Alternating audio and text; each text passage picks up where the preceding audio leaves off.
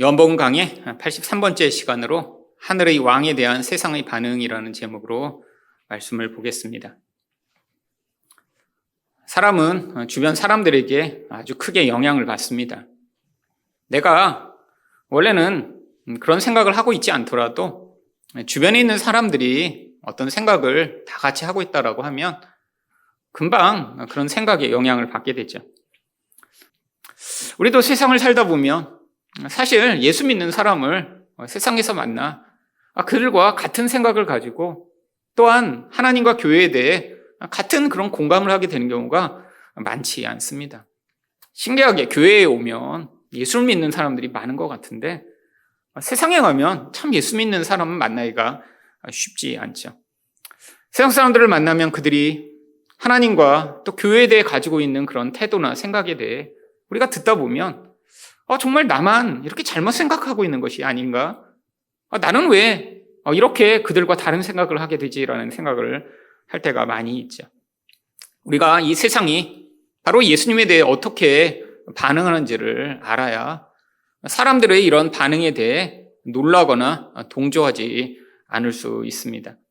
그렇다면 하늘의 왕에 대한 세상의 반응은 무엇인가요? 첫 번째로 극도의 적대감을 보입니다. 28절 말씀입니다.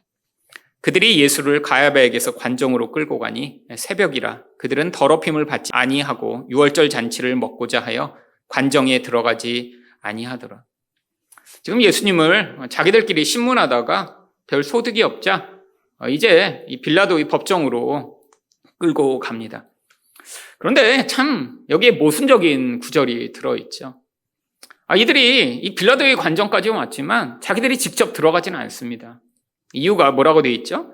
더럽힘을 받지 아니하고 유월절 잔치를 먹고자 그랬다라고 이야기를 합니다.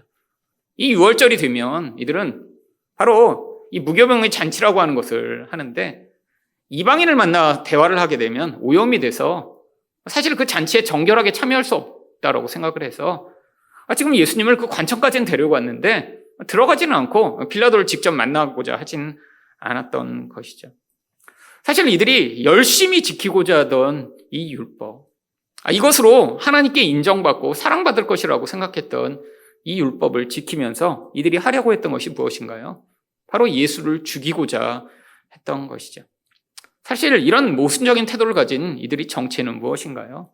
바로 이스라엘에서 가장 자신들이 하나님을 잘 섬긴다라고 하던 종교 지도자들이었습니다. 여러분, 이 종교 지도자들은 사실 왜 하나님을 섬기고자 한 것이죠? 바로 자기들에게 어떤 이익이 주어질 것이라고 생각했기 때문에 이렇게 헌신하고 충성했던 것이죠. 사실 이들이 예수님을 이렇게 죽이고자 했던 그런 가장 근원적인 이유가 바로 이 예수님으로 말미암아 자기들에게 손해가 올 것이라고 지금 생각했기 때문입니다. 여러분, 이들은 이 종교 시스템이라는 것을 통해 많은 이익을 누리던 자들이었습니다. 그 이익의 첫 번째는 바로 돈이었죠. 누가복음 16장 14절을 보시면 바리새인들은 돈을 좋아하는 자들이라. 사실 열심히 하나님께 충성하고 율법을 지키고 이렇게 남을 죽이면서까지도 내가 정결하기 위해 이방인을 만나지 않겠다라고 열심히 했던 가장 중요한 이유가 돈 때문이었다라고 하는 거예요. 내가 이렇게 열심을 부리면 하나님이 나에게 물질적 보상을 해주시고 나에게 더 이익이 보장될 테니까요. 실제로 이런 종교 지도자들 가운데 성전에서 봉사하던 사두개인들은 바로 이 종교 시스템을 통해 엄청난 부를 누리고 있었습니다. 사람들이 외부에서 가지고 오는 양이나 염소와 같은 희생 제물을 바로 자신들이 기른 그런 짐승으로만 사용하도록 만들고 또 환장상들한테 많은 수수료를 거두면서 당시에 가장 부유한 계층이 바로 이런 종교 지도자들이 되었죠. 아니, 그뿐 아닙니다. 이들이 이렇게 예수님으로 말미암아 손해를 보려고 했던 부분이 무엇인가요? 바로 명예죠. 요한복음 12장 43절을 보시면 그들은 사람의 영광을 하나님의 영광보다 더 사랑하였더라. 여러분, 이 종교적인 사회에서 어떤 사람이 이렇게 종교적으로 높은 자리에 오르고 또 종교적으로 어떤 일을 열심히 하여 사람들에게 드러나게 되면 어떤 유익이 있나요? 바로 명예를 얻을 수 있습니다. 사람들이 눈에 좋아 보이는 것이죠. 이 시대에 마치 사람들이 어떠한 능력이나 어떠한 성공한 모습으로 사람들에게 인기를 끄는 것처럼 당시에는 어떤 사람이 이렇게 종교적으로 탁월한 그런 행위를 하거나 또한 높은 자리에 있으면 사람들에게 인정을 받고 영광을 얻을 수 있는 중요한 기회였거든요. 근데 예수님이 이 모든 것에 지금 방해가 되신 거예요. 예수님이 오셔서 성전에서 이 환전상들을 내쫓고 장사하는 사람들을 다 내쫓으시면서 자기들에게 직접적인 경제적 유익에 손해가 보는 상황이 벌어졌고요.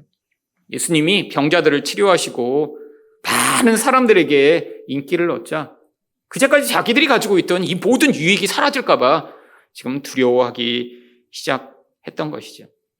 여러분, 결국 예수님을 극도로 반대하는 이런 적대감을 가지는 무리들은 결국 어쩌면 자기들이 누리고 있는 모든 유익과 편의가 이 땅에서 사라질 것, 이것이 두려운 사람들이 예수님에게 이렇게 적대적으로 반응하게 됩니다. 이들이 찾아오자 빌라도가 그들에게 질문합니다. 29절입니다. 그러므로 빌라도가 밖으로 나가서 그들에게 말하되 너희가 무슨 일로 이 사람을 고발하느냐. 빌라도가 의아하게 여기겠죠. 지금 이들이 갑자기 찾아와서 지금 이 이른 아침부터 이 빌라도를 찾으니까요. 그랬더니 이들이 30절에서 뭐라고 이야기를 합니까? 대답하여 이르되 이 사람이 행악자가 아니었더라면 우리가 당신에게 넘기지 아니하였겠나이다. 예수님을 행악자라고 부릅니다. 악한 놈이라는 거예요. 여러분, 그런데 예수님이 도대체 무슨 일을 하셨나요? 예수님이 하신 일은 사실 세 가지입니다. 한 가지는 말씀을 가르치셨죠. 두 번째는 병자들을 치료하셨고요. 세 번째는 귀신을 쫓아내셔서 자유케 하신 일입니다. 아니, 이런 모든 일들을 악이라고 지금 이야기하다니요. 이게 바로 세상 사람들이 선과 악을 구분하는 기준을 보여주는 것입니다. 여러분, 뭐 세상 사람만 그러나요? 우리도 마찬가지입니다. 우리가 좋은 것이라고 하는 것들은 항상 무엇인가요? 나에게 이익이 되고 나에게 뭔가 좋은 결과가 주어지는 것을 우리는 선이라고 생각하죠. 무엇이 우리가 악한 것, 나쁜 것이라고 생각하죠? 내가 손해를 보고 뭔가 나에게 그런 불리한 일이 생기게 될 때 우리는 그걸 악이라고 생각하죠. 여러분, 어떤 객관적인 상황이나 사건을 두고 우리가 그것을 선과 악으로 판단하는 것이 아닙니다. 인간이 이 죄성으로 말미암아 이 선과 악의 기준이 다 자기중심적이 되어버렸어요. 남에게 아무리 좋은 것이라도 그것이 직접적인 나에게 손해가 된다면 그건 악이 돼버리는 것이죠. 여러분, 지금 기후 위기로 말미암아 전 세계가 앞으로 이대로 살면 2050년만 돼도 이 지구상엔 지금 인간이 제대로 살 수 없는 상황이 될 것이라고 지금 다 두려워하고 있습니다. 그래서 지금 나라들이 모여 이 기후 협상을 하며 탄소를 줄여서 우리가 어떻게든 이 지구 온난화를 좀 늦추는 일을 하자라고 지금 주장을 하고 계속 협의를 하고 있죠. 그래서 우리는 언제까지 얼마큼을 줄이겠다? 나라마다 다 결정을 했습니다. 좋은 일이죠. 여러분, 이대로 살면 아마 2050년이 되면 한국도 지금 바닷가에 있는 모든 도시들이 다 물에 잠길 그런 아주 위기에 있습니다. 아니, 여러분 지금도 느끼시잖아요. 이런 폭풍우가 이전보다 더 엄청난 게 몰려오고, 지금 겨울이 돼가는데도 별로 춥지 않고, 예전에는 제주도에만 귤을 키우고 제주도에만 그런 열대 과일들이 났는데 이제는 점점 그 경작지가 이제 북쪽으로 이동하고 있고, 지금 모든 곳에서 지금 변화가 나타납니다. 멀리 보이는 것 같지만 2050년 얼마 남지 않았어요. 이대로 살다간 다 망하게 생긴 그런 상황입니다. 여러분, 부산이 다 물에 잠긴다고 생각해 보세요. 어떤 일이 벌어질까요? 여러분, 그런데 이게 선 같죠. 모두에게 선 같지만 여러분, 이것에 반대하는 나라들이 상당히 많이 있습니다. 어떤 나라들이 반대할까요? 바로 개발도상국이라고 불리는 나라들입니다. 지금 경제가 발전하기 위해서는 지금 앞으로 우리가 생각하는 어떤 선이라고 하는 거 그거 필요 없다는 거예요. 아니, 선진국이라고 하는 나라가 이미 다 니네들이 좋은 걸 해먹고 이제 왜 제재하려고 하냐. 중국, 인도, 아프리카, 남미와 같은 나라들은 이런 탄소 줄이는 일에 우리는 참여하지 않겠다라고 지금 거부하고 있죠. 여러분, 선이라는 기준이 무엇입니까? 바로 자기에게 이익이 되면 선인 거예요. 여러분, 예수님이 아무리 병을 치료하시고 귀신을 쫓아내시고 좋은 말씀을 하셨어도 그게 나에게 이익이 되지 않으면 그건 악인 거예요. 왜? 나에게 직접적인 경제적 혜택이 주어지지 않고 내가 지금 사람들 사이에서 누리고 있는 이 영광을 빼앗겨야 된다면 아무리 그분이 하나님이어도 그것은 악이 되는 것이죠. 여러분, 빌라도에게 이렇게 이 악한 놈을 처벌해 주세요라고 했는데 빌라도가 예수님과 잠깐 대화를 나눈 뒤에 빌라도는 뭐라고 결정을 했나요? 38절 하반절입니다. 이 말을 하고 다시 유대인들에게 나가서 이르되 나는 그에게서 아무 죄도 찾지 못하였노라.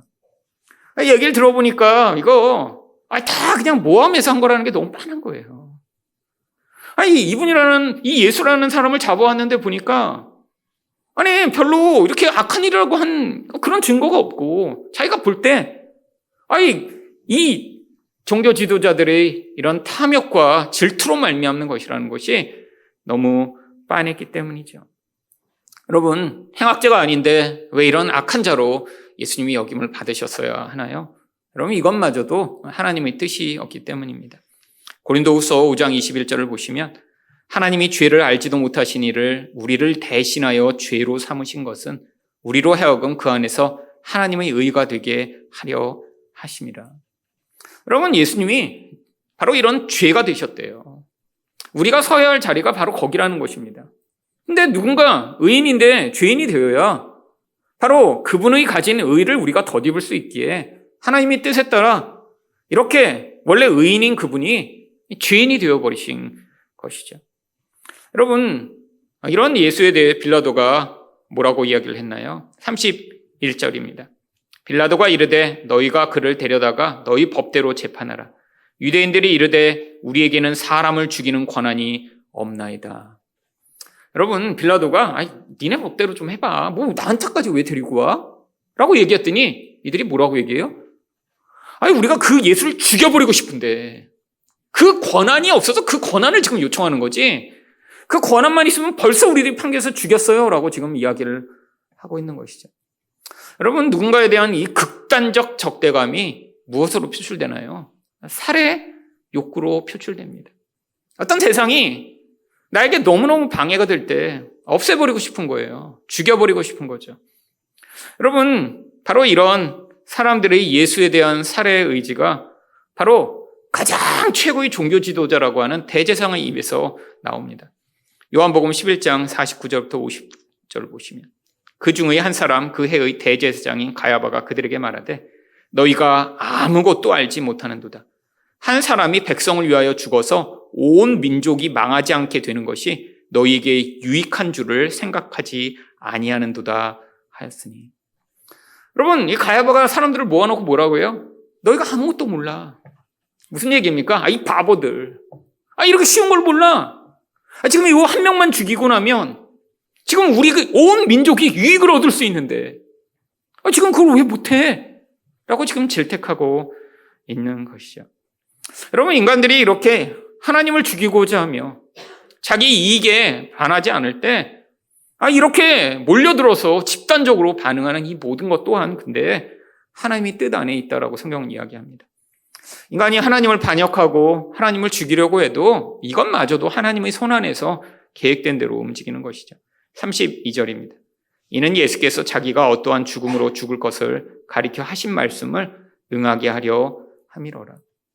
여러분, 예수님이 죄인들을 위해 죽으셨어야 하는데 만약에 이런 종교 지도자들과 이런 사람들이 이렇게 몰려들어 예수님을 죽이지 않았다면 그럼 예수님이 어떻게 죽음으로 우리의 죄를 사하실 수 있겠어요? 결국 하나님의 손 안에서 계획대로 이 인간들은 움직여가는 것입니다. 근데 이 과정을 통해 무엇이 드러나나요? 이런 자기 유익에 반하는 이런 상황들이 벌어질 때 이 인간의 그 무서운 모습들이 다 표출돼 나오는 것이죠. 심지어는 이들이 예수를 무엇과 바꾸고자 하나요? 39절과 40절입니다. 6월절이면 내가 너희에게 한 사람을 놓아주는 전례가 있으니 그러면 너희는 내가 유대인의 왕을 너희에게 놓아주기를 원하느냐 하니 그들이 또 소리질러 이르되 이 사람이 아니라 바라바라 하니 바라바는 강도였더라. 여러분, 우리가 이 빌라도를 나쁜 놈이라고 이야기하며 예수를 죽음에 몰아넣은 존재라고 사실 사도신경에까지 지금 집어넣어서 지난 2000년과 빌라도의 이름을 우리가 기도할 때마다 이야기를 하죠. 빌라도에게 고난을 받으사. 여러분, 이 빌라도는 근데 이 성경을 보면 계속해서 예수를 내어주려고 노력하고 애썼습니다. 여러분, 니네 법대로 재판해. 뭐 나한테까지 데리고 와? 내가 볼 때 죄가 없어. 나중에는 이 사람 내가 놓아줄게. 한 명을 놓아줄 수 있으니까. 라고까지 제안을 하는데 예수 대신에 누구를 놓아주기를 원하죠? 강도인 바라바를 놓아주기도 원하죠. 여러분, 이것이 바로 인간의 본질입니다. 어떤 본질이에요? 하나님이 나에게 유익이 되지 아니하면 그 하나님이 누군가 간에 죽여버리고 그 하나님을 내 인생에서 없애버리고자 하는 이 인간의 무서운 살해였고요. 여러분, 왜 이렇게 된 것일까요? 진짜 하나님을 아는 사람이라면 결국 이 하나님이 자신의 주인이 되고 왕이 되는 순간에 이제까지 자기가 하나님처럼 살고 있던 그 모든 것을 내려놓고 포기해야 하거든요. 이것이 바로 창세기 3장 5절에 나오는 선악과를 따먹은 결과입니다. 너희가 그것을 먹는 날에는 너희 눈이 밝아져 하나님과 같이 되어 선악을 알 줄 하나님이 아심이니라. 여러분, 하나님처럼 된다는 것, 내가 좋은 것 나쁜 것을 판단해 내가 원하는 그 좋은 것을 추구하여 나를 하나님처럼 만들고 싶은 이 인간의 무서운 죄성. 여러분, 이렇게 하나님에게 적대적으로 반응하는 사람들은 결국 어쩌면 하나님을 모르는 사람들이 아닙니다. 어쩌면 교회 안에도 많은 사람들이 하나님을 향해 이렇게 반응하고 있는지도 몰라요. 여러분, 교회 다니다가 상처받고 낙심하고 좌절하여 교회를 떠난 사람들이 상당히 많이 있습니다. 근데 그 중에는 이 교회 안에 있는 사람들로 말미암아 상처받은 사람들 많이 있죠. 근데 어떤 사람들은 자신 안에 이 하나님에 대한 왜곡된 신학을 가지고 있기 때문에 하나님으로 말미암아 내가 원하는 어떤 이익을 얻고자 했는데 그것이 주어지지 않아 이렇게 상처받은 사람들도 상당히 많이 있습니다. 이게 바로 이 기복주의가 가져오는 위험성이죠. 여러분, 기복주의가 무엇인가요? 하나님을 내가 원하는 무엇인가를 주는 그런 존재로 여기고 그 대상에게 내가 원하는 것을 얻어내고자 열심을 부리는 것을 기복주의라고 이야기를 합니다. 여러분, 이 기복주의가 무엇이 위험한가요? 하나님에게 내가 무엇인가 얻어내고자 했는데 인간이 원하는 것을 하나님이 다 주시나요? 아닙니다. 때로는 주어지는 것처럼 보이는 경우도 있죠. 여러분, 구약 성경에도 그랬어요. 이스라엘 백성들이 고기 달라고 했더니 하나님이 먹지 못할 정도로 고기를 많이 주세요. 여러분, 근데 무슨 일이 벌어졌나요? 그렇게 엄청난 고깃대가 그들에게 주어졌는데 그 불평하고 원망한 사람들이 그 고기를 씹기도 전에 그들이 거기서 심판을 당해 죽임을 당합니다. 여러분, 바로 그래서 그들이 그렇게 수없이 죽임을 당한 자리를 기브롯 핫다와 탐욕의 무덤이라고 부르기 시작했죠. 하나님이 그렇게 간구하고 원하면 주시기도 해요. 근데 그 주어진 것이 인간을 진짜 만족시키지 못하고 그것이 진짜가 아니라는 사실을 깨닫라. 하나님이 이게 아니었군요. 라고 깨달은 자들은 그 구원의 자리에 동참하지만 어떤 자들은 여전히 거기서 자기가 원하는 것이 주어지지 않으면 상처받고 실망하고 하나님을 향해 극도의 적대감을 보이는 경우들이 많이 있죠. 여러분, 이 한국교회가 이전에 많은 이런 기복주의적 영향력을 너무나 많이 영향을 미쳤기 때문에 많은 사람들이 교회 다니면서도 무엇이 참된 복음인지 무엇이 기복주의인지 깨닫지 못하고 있는 경우들도 많이 있었습니다. 여러분, 이런 기복주의의 영향을 받게 되면 인생 가운데 내가 원하지 않는 일들이 벌어질 때 그걸 견뎌낼 수가 없습니다. 내가 원하는 걸 간절히 바랬는데 그게 주어지지 않을 때가 얼마나 많이 있나요? 여러분, 하나님 관계가 완전히 깨어져 버립니다. 회복될 수 없죠. 여러분, 하나님은 우리가 원하는 보상을 주시는 분이 아니라 하나님이 우리에게 진짜 좋은 것을 주심으로 우리가 그 예수님으로 말미암아 만족하고 기뻐하는 자가 되도록 만드시고자 하는데 많은 사람들이 여전히 그 예수보다 예수로 말미암아 주어지는 뭔가 보상을 원하니까 신앙은 성장하지 않고 하나님과의 관계가 문제가 생기는 것이죠. 여러분은 지금 하나님과 온전한 관계를 맺고 계신가요? 여러분은 어쩌면 하나님에게 실망하고 낙심하여 아직도 마음 깊숙한 한 구석에서는 하나님은 내가 원하는 그런 것을 주시지 않았어. 하나님은 나한테만 이렇게 차별하셔 라고 하는 마음을 갖고 계신 것 아닌가요? 여러분, 하나님은 우리를 다 자기 아들의 피로 구원하셨기 때문에 우리를 공평하고 온전하게 사랑하십니다. 하나님은 우리 인생마다 하지만 어떤 사람에게는 부자로 살 수 있도록 허락하셨고 어떤 사람은 능력이 많은 사람으로 살게 하도록 허락하셨죠. 하지만 그렇지 않은 사람들이 대부분이죠. 여러분에게 만약에 하나님이 그러한 세상의 능력을 허용하셨다면 여러분, 그것이 여러분의 것이 아니라 하나님이 어떤 뜻과 목적이 있다고 생각하심으로 하나님의 뜻에 따라 그것들을 잘 사용할 수 있는 분이 되신다면 여러분은 더욱 놀라운 하나님의 은혜를 누리고 계신 것이죠. 그렇지 않고 이 땅의 그 모든 물질적이고 눈에 보이는 것에 의존하여 여러분의 인생을 살고 계시다면 여러분은 어쩌면 지금 참된 하나님과의 관계를 제대로 누리고 있는 것이 아닐지도 모릅니다. 여러분 마음 가운데 우리 하나님에 대한 온전한 그런 시각으로 하나님이 주시는 참된 복을 누리는 여러분 되기를 축원드립니다. 두 번째로 하늘의 왕에 대한 세상의 반응은 무엇인가요? 전혀 무관심합니다. 33절 말씀입니다. 이에 빌라도가 다시 관정에 들어가 예수를 불러 이르되 내가 유대인의 왕이냐? 여러분, 예수님을 지금 빌라도가 모를 수는 없습니다. 여러분, 지금 바로 며칠 전에 예수님이 지금 예루살렘 성에 들어오시면서 모든 예루살렘의 사람들이 모여 예수님을 호산나로 지금 찬양하고 예수님을 받아들였죠. 여러분, 지금 이 성에 일어난 이 일을 어떻게 모를 수가 있나요? 근데 물어봅니다. 네가 유대인의 왕이야? 여러분, 마치 이렇게 아무런 정보도 없는 양 왜 물어본 것인가요? 여러분, 이 빌라도는 당시에 로마가 이 지역을 관장하도록 보낸 집정관이었습니다. 사실 이 유대에도 왕이 있었지만 꼭두가시죠. 진짜 권력은 빌라도에게 있어요. 아니, 지금 식민 지배를 당하고 있는 상황이거든요. 그러니까 사실 제일 높은 사람이 빌라도예요. 왕과 같은 존재입니다. 근데 이 왕권은 무엇으로 유지되죠? 그 강력한 로마의 권력으로 유지돼요. 온 세상을 통치하는 당시에 그 무서운 로마의 군대의 힘이요. 그러니까 사람들이 거기서 몇십만 명이 모여 호산나 호산나 외치며 막 난리를 쳐도 그거 별로 관심의 대상이 아닌 거예요. 내 힘의 근원은 이 군대에 있어요. 로마가 내 배경이에요. 그러니까 밑에서 사람들이 떠들고 난리치고 해도 그게 그런 관심의 대상이나 호기심의 대상이 아닌 것이죠. 여러분, 이것이 무엇인가요? 교만함입니다. 교만함이요.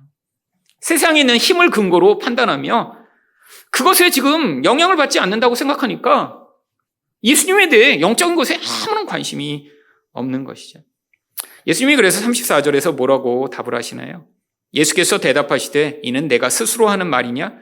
다른 사람들이 나에 대하여 내게 한 말이냐? 지금 그게 누구의 생각인지를 물어보시는 것입니다. 지금 네가 진짜 그렇게 생각하는 거야? 다른 사람들이 내가 유대인이 왕이라고 해서 나에게 물어보는 것이냐? 그랬더니 35절에서 빌라도가 무엇을 이야기하나요? 빌라도가 대답하되 내가 유대인이냐? 내 나라 사람과 대제사장들이 너를 내게 넘겼으니 내가 무엇을 하였느냐? 여러분, 아무 지금 정보가 없어요. 예수님이 유대인인지 아닌지도 모르고 도대체 뭘 했길래 넘겼는지도 모르고. 아니, 어떻게 모를 수가 있죠? 예수님에 대한 소문과 모든 상황들이 다 지금 몇 년째 그 지역에서 돌았는데 지금 별 관심이 없었던 거예요. 무엇에 관심이 없었나요? 영적인 것에 대한 아무런 관심이 없었죠. 자기 이 세상에서의 권력과 쾌락에 취해 세상에서 어떤 일이 벌어지고 영적인 지금 일들이 벌어지는 것에 아무런 생각을 하지 않았던 것이죠. 그랬더니 예수님이 두 가지를 말씀하십니다. 첫 번째는 36절에서 바로 이 예수님의 나라가 어떤 것에 속한 것인지 말씀하시죠. 예수께서 대답하시되 내 나라는 이 세상에 속한 것이 아니니라. 만일 내 나라가 이 세상에 속한 것이었더라면 내 종들이 싸워 나로 유대인들에게 넘겨지지 않게 하였으리라. 이제 내 나라는 여기에 속한 것이 아니니라. 예수님 분명히 왕이시래요. 나라를 소유하고 계세요. 근데 그게 무슨 나라죠?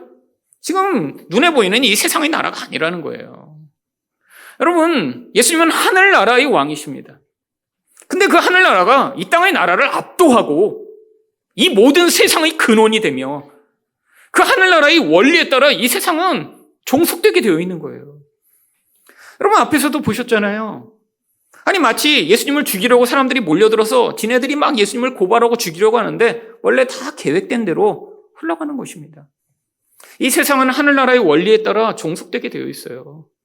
눈에 보이는 이 세상이 그냥 흘러가는 것 같은데 하나님은 이 역사와 세상을 주관하셔서 본인이 계획하신 대로 이 세상을 움직여가고 계신 하나님이세요. 그래서 예수님이 지금 이렇게 넘겨지고 죽임을 당하는 것 또한 뭐예요? 하나님의 계획 안에서 있기 때문에 그게 다 허용되는 거예요. 여러분, 두 번째로 예수님이 뭐라고 말씀하시나요? 진리에 대해 예수님이 증언하기 위해 오셨다라고 말씀하십니다. 37절입니다. 빌라도가 이르되 그러면 내가 왕이 아니냐? 예수께서 대답하시되 내 말과 같이 내가 왕이니라. 내가 이를 위하여 태어났으며 이를 위하여 세상에 왔나니 곧 진리에 대하여 증언하려 함이로라. 무릇 진리에 속한 자는 내 음성을 듣느니라 하신대. 예수님 왕이시래요. 근데 왕으로 하신 제일 중요한 일이 바로 이 진리를 드러내심으로 말미암아 비진리로 말미암아 마귀 가운데 매어 살아가고 있는 자들을 구원하여 하나님 백성 되게 하시는 게 예수님이 하시는 가장 중요한 통치권이죠. 그래서 그 일을 행하시는 왕이시라고 얘기하시는 거예요. 여러분, 이거 얼마나 놀라운 기회인가요? 사실 이 빌라도는 원래 예수님을 만날 수 있는 그런 상황이 아니었죠. 이방인이죠. 권력자죠. 지금 예수님이 이렇게 활동하고 계신데도 예수님을 만날 기회를 원래 갖지 못한 사람들이죠. 예수님을 열광했던 대부분의 사람들이 어떤 사람들인가요? 가난하고 병들고 귀신 들고 목마른 자들이 예수님께 몰려왔었죠. 여러분, 지금 빌라도는 자기 자신이 구원자예요. 내가 제일 큰 힘을 가지고 있어요, 그 지역에서. 그러니까 예수님에 대해 아무런 필요가 없는 존재예요. 근데 지금 기회를 가진 거예요. 하늘의 하나님을 직접 만나 대화할 수 있는 기회를 가진 거예요.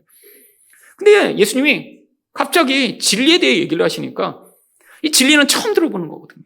그러니까 물어보긴 합니다. 38절 상반절입니다. 빌라도가 이르되 진리가 무엇이냐? 물어는 봐요. 진리라는 얘기를 여태까지 못 들어봤으니까요. 근데 물어봤으면, 궁금했으면 답을 들어야 되는데 그냥 나가버립니다. 물어보고 답을 듣지도 않아요. 진리가 뭐야? 뭐 진리에 대해 얘기해? 진리가 뭐야? 그러고 그냥 나가버려요. 여러분, 참 안타깝죠. 여러분, 이 빌라도의 이 모습, 이게 바로 자기가 세상에서 힘을 가졌다라고 생각하는 사람들이 가지고 있는 이런 영적 태도를 대변합니다. 여러분, 세상에서 내가 하나님처럼 살고 있는 사람들, 우리가 볼 때는 멋진 사람인 것 같아요.